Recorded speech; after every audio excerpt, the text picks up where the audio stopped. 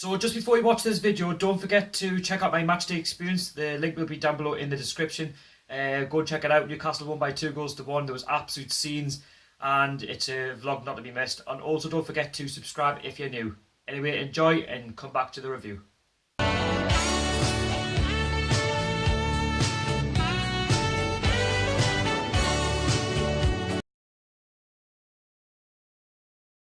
Welcome back to 100% NUFC. So today it's the review of Newcastle United 2, Stoke City 1. Newcastle United win 3 games in a row thanks to a late goal by Jamaal Lascelles in the second half.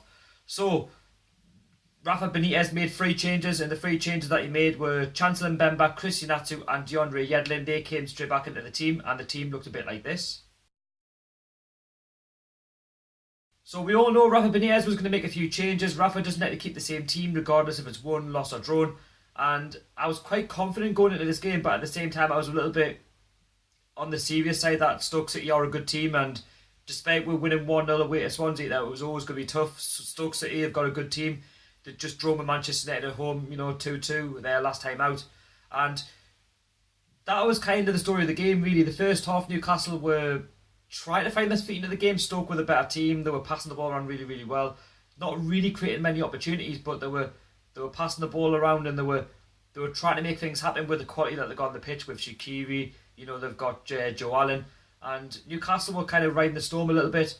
And then as the game went on, Newcastle gradually got into the game a bit more. They were using Atsu and Richie on the wing a bit more, and again the game itself was just going towards Newcastle after that, because Stoke just thought, right, we'll sit back and we'll see what Newcastle can do. And again, on that right-hand side, because we were shooting towards the Leazes end in the first half, Newcastle grew into the game, so that the ball got picked up by Matt Ritchie on the right-hand side. He crossed a great ball into the box, and Atsu was unmarked at the far post, and it was a simple tap-in. Jack Butland had absolutely no chance, and that was 1-0 to Newcastle after 18 minutes. A fantastic start. That's what we wanted, to try and build on the performance of the Swansea game. And after that, Newcastle didn't sit back. Newcastle went to get the second and the third. Hostler most notably missed an absolute sitter. It was a fantastic save by Jack Butland. I'm getting mixed up between them both. But again, I felt like he should have scored. It was a sitter when you look back at it. It was a good save by Jack Butland, don't get us wrong, but at the same time he should have done better. If he just put it more towards his right hand side, it would have been a simple tap in for somebody else, or could have just been the second goal. He had a couple of options there, but I think it's a bit of rush of blood more than anything else. But we didn't just let up there. We had more and more opportunities. Jack Butland was pulling off save after save after save. And then going into the half time, Rafa Benitez kept on with the same team. So going into the second half, it was a bit more the fact that, yes, we were 1-0 up, but at the same time, because we hadn't taken more opportunities in the first half, you'd expect Stoke to come out in the second half to create more opportunities, which they did. And they were creating numerous opportunities through Moting.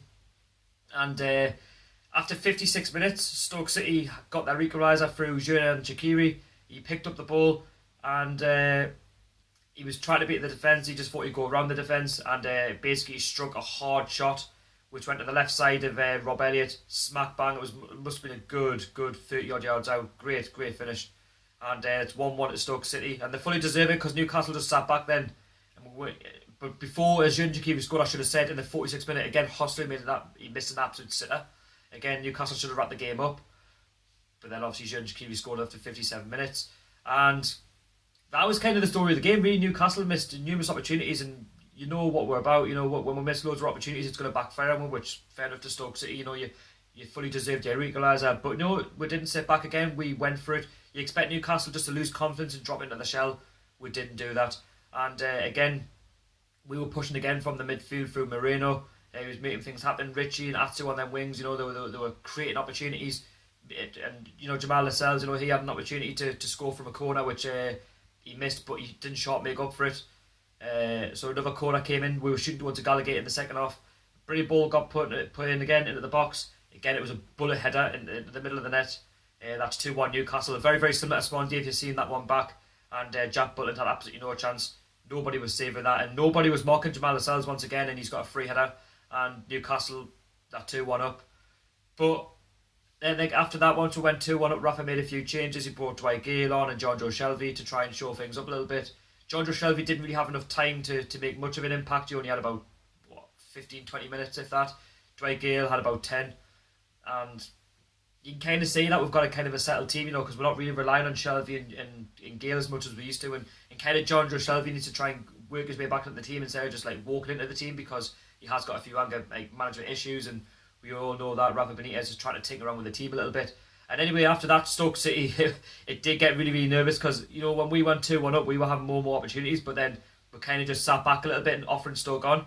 And Stoke City, they had numerous opportunities for Diouf to make it 2-2. There was even a notable one with Moting. I think it was in the 90th minute, where all he had to do was sweat across the box and it's 2-2. And it obviously went out of play. And Newcastle held on, we worked as a team, and that's what I really liked about this game, the fact that despite being 2-1 up, and you've seen how bad we can defend at times, we didn't let up. We were on our feet, we were putting tackles in, we were putting the body on the line. Jamaal Lascelles, Kieran Clark, everyone at the back there were, to a man from front to back were fantastic. Rob Elliott pulled off some magnificent saves, and if it wasn't for Rob Elliott yesterday, that could have been a point, or even we could even have been beaten yesterday, because we created numerous opportunities. And I just want to pick out the referee's performance as well. I thought the referee yesterday was absolutely shocking. Some of the decisions that he was making were quite baffling, especially in the first half. No, sorry, the second half, when Christian Atsu went 1-on-1 with the goalkeeper. Jack Butland clearly took him out, and that should have been a pen. So I don't know why that wasn't given. But then again, I was sitting in the Leazes end, which was the other side of the pitch. And again, the referee hasn't given it. But there was most notably loads of opportunities which Newcastle had, and things weren't going for it. But again, we won the game, and if we didn't win the game, then the referee would have been in for question, because again, football is fine margins, and when you have the opportunities that we have,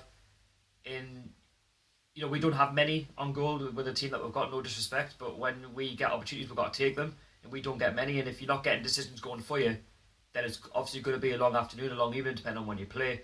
And again, Newcastle were fantastic, don't get us wrong, from start to finish. Yes, we did have a bit of a shaky moment towards the end, but when you're 2-1 up and you're a new promoted team, you're going to sit back, you're going to offer the opposition on. And Stoke City, again, credit to them, they didn't sit back themselves, they went along to try and get the 2-2 draw. They weren't exactly great. Mark Hughes even said that at the end of the game, they weren't fantastic, but Newcastle fully deserved the 3 points. And my man of the match, I would have to say, goes to Christian Atsu. I think he was just fantastic. He's definitely a changed player since he's re-signed for us from the Championship. He wasn't exactly the best last season, but he really has put a shift in this season. And you could say Mikel Merino again. He's had a fantastic performance. Hossu, for me, he should have scored 3 or 4. He could have had a hat-trick yesterday, just wasn't to be. And again, it's 3 points now. We're in 4th spot. That's Champions League football for next season. I'm only kidding. Still plenty of time to go. But again, 3 wins in a row. It's amazing what one win can do. Against West Ham, then we beat Swansea. Now we've beaten Stoke City. And we're on. We're on 9 points. That's fantastic. Who would have thought that? And we've had a great month up to now. Our next game now is away to Brighton next Sunday. I'll not be at that game, unfortunately, because I'll be working. And I won't be working, but I've got other things going on, and it'll be on Sky, so I'll watch it. But it's another opportunity to go to Brighton and get a point, if not 3, and build on the confidence that we've already got. So you let me know what you thought of the game on Saturday. Were you there? Who was your man of the match?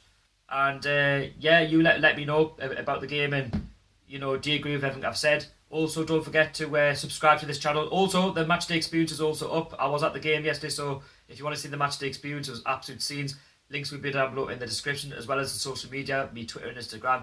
And like I say, subscribe. I want to try and get to 600 subscribers, try and build the channel a bit more. So go on, help us, support us, and I'll subscribe to you back in return. So anyway, again, it's a bit of a long review, but there was so much to talk about. And we'll now move on to the Brighton game on Sunday. Anyway, guys, thank you very much for watching. Thank you very much for staying patient. How are the lads? And I'll see you all later. Peace out.